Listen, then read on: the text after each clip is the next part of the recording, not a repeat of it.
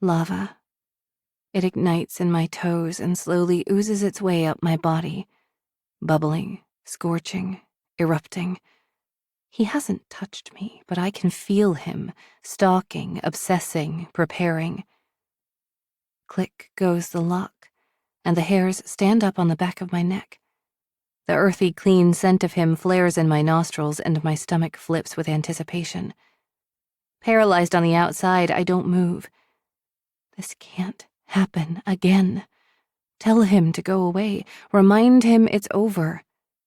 Indecent thoughts, my racing heartbeat and my throbbing insides consume me as my breath becomes more shallow. Like a feral animal, he creeps toward me, and the click of the heel of his shoes hit the wooden floor as I sit completely still with little pulses of desire bursting against my skin. One finger traces my spine, down from the top of my blouse, over my bra, and to the band of my skirt.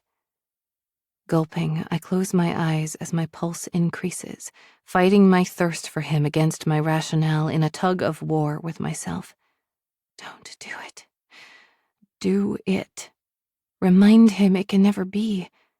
Just one more time.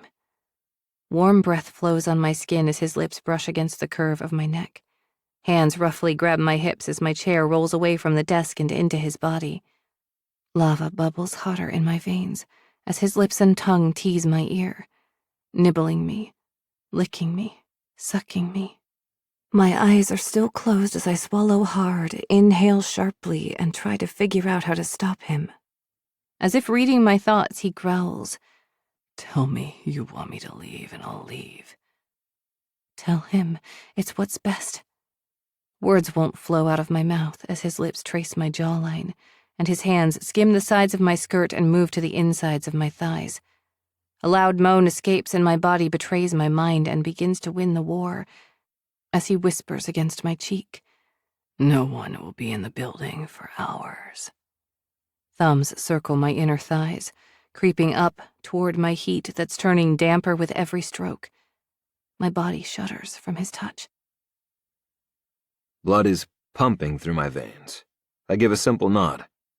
I'm excited to be here and work with you all. I can't remember a word from the speech I practiced a few dozen times. All I'm thinking about is her blue lace panties and killer thighs. I've worked for 10 years to earn this role, and she stole my moment with her crotch chaos. Don't throw a party quite yet. I'll still be around. But as you all know, this gray hair isn't from stress. My Uncle Bennett jokes as the room fills with chuckles. Well, everyone is laughing except her. She shifts in her seat. Her face is a bit red, and her long, shiny, curly brown hair is frizzing.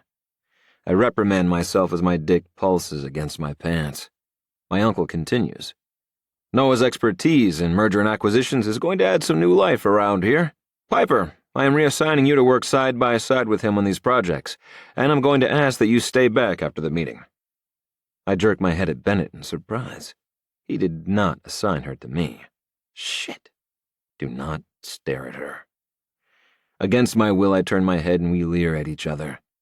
I expect her to back down, to try and make it up somehow for sitting next to me with her tits pushing through her blouse and lower body exposed, but she gives me no indication that she wants to make nice. Bennett talks a bit longer, and the meeting is adjourned.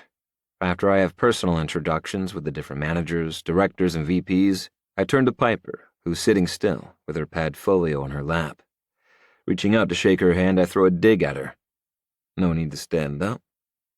A sexy, faint blush creeps through her face. Glaring at me, she reaches out. I expect a dainty shake, but she grasps me firmly. "Welcome," she almost sarcastically says. Her skin is soft, and as her fingers grip my hand, I hold on just a few seconds longer than I usually would.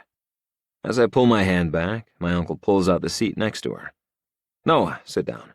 Piper is not only our youngest director ever, but a level 4 director and on track to hit VP in the near future."